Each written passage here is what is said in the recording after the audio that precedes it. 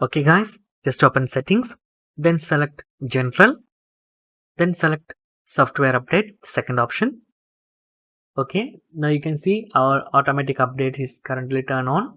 Just tap on it and turn off everything. iOS update, security and response system files, turn off this. Okay, nowadays all mobile companies are providing updates.